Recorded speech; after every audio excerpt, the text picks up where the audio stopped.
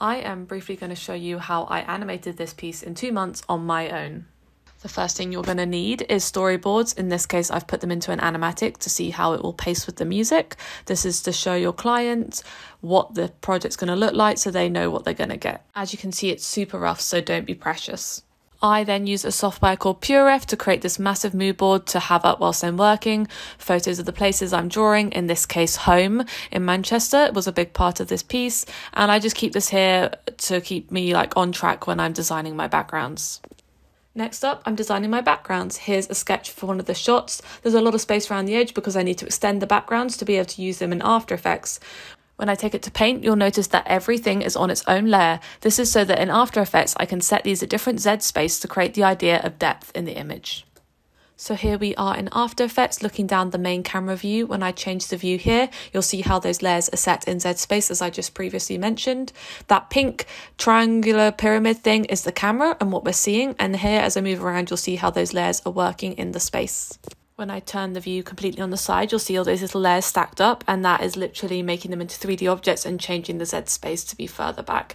This helps when you set depth of field in the camera to get that nice depth of field blur, which shifts in this first shot that we see here with the bee.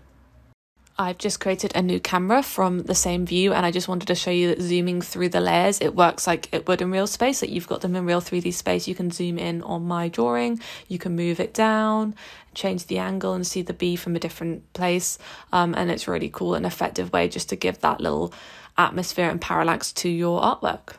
Another great thing to add atmosphere is things like rain. It's really important to this piece because my bee has an umbrella, and here you can see me turning the rain on and off. I've got it in multiple layers, again just for extra depth. Also important in getting your piece looking right is grading. Here I painted much brighter and I'm using different solids and adjustment layers to bring it darker and add atmosphere like mist in between the buildings, and that just helps pull together the whole feeling of the piece. Here is another one of my backgrounds. This is for a shot where we're focused on the bee and the background is moving fast behind him. So I've created an extra long painting that I can pan through in After Effects.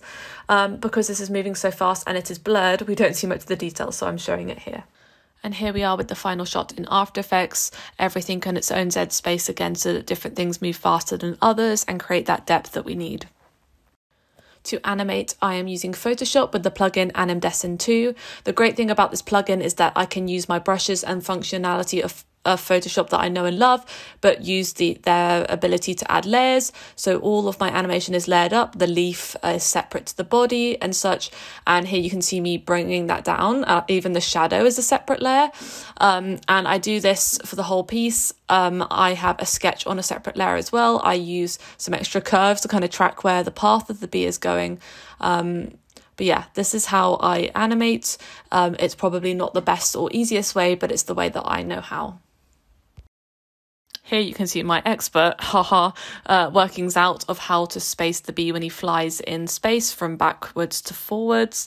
And I like to use a colour chart to make sure that when I'm colouring the final bee, I'm staying on brand with the colours. A very important part of being an animator that doesn't animate is picking a creature that is large and blobby so it's easy to animate, and also I had so much fun doing the leaf. Anything to do with effects is my jam. Anyway, once the animation is finished, I export it as a PNG sequence, which is basically lots of little images with transparent backgrounds that I take into After Effects and add on top of the backgrounds.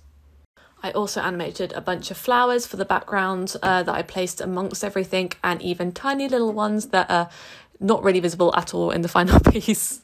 Finally, I take all my rendered After Effects files as TIFF sequences into Premiere. Here is where I edit the music, make sure I have the right sections of it, that it fades in the right place, add thunder sounds. Here is also when I add things in like film grain. You won't really be able to see it on this quality, but it's this layer at the top. And I also add in things like the titles for the end. The good thing about this is that if one of the After Effects comps is wrong, I can render out a new TIFF sequence and drop it into this edit without having to re-render the whole thing. And voila, you have a finished animation. It was really good fun to try do this. I haven't done anything of this level in a while, and you know that you're capable of making something, but you just don't have the time and focus to do it. So it was really cool to see this come together. Hope you like it and that it made sense. Bye!